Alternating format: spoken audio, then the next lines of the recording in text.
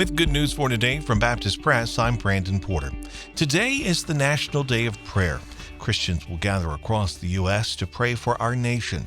The committee leading the national event says the day is a culmination of radio commercials that have reached 11 million people and TV commercials that have reached more than 40 million people as Americans gather on courthouse steps, on street corners all across the country. An event on Thursday evening in Washington, D.C. will call on and lead Christians to pray for the areas of government, military, media, business, education, church, and family. Traci Newell had plans when she married her husband, Mark. In particular, the couple wanted children. Those plans came to fruition, but took a different path. However, it wasn't a path that's different from many people. We experienced years of unexplained infertility, she said.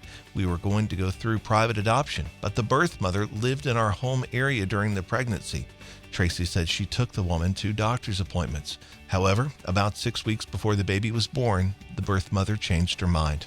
A period of grieving followed that, but it also planted in her heart the desire to work with birth moms in adoption and foster care situations. The Newells went on to become foster parents and then adoptive parents to 2 girls.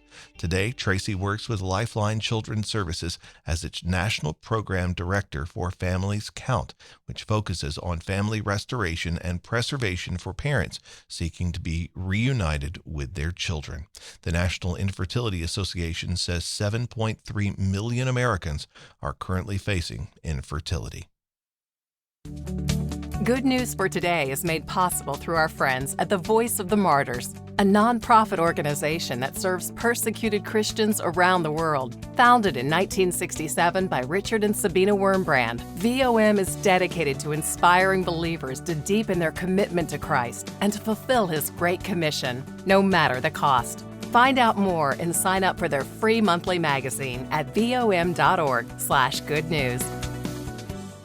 In a recent Lifeway Research study, over 70% of pastors say they need consistency in personal prayer.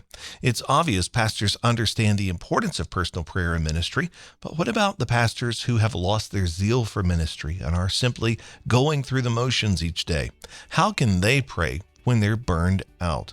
Well, in a piece on Baptist Press, Drake Cottle says, thankfully, the Bible is our guide for all of life and has something to say about this. In Psalm 142, God's people are called to acknowledge the reality of burnout. You can read Drake's full piece at baptistpress.com. Thanks for listening to Good News for Today.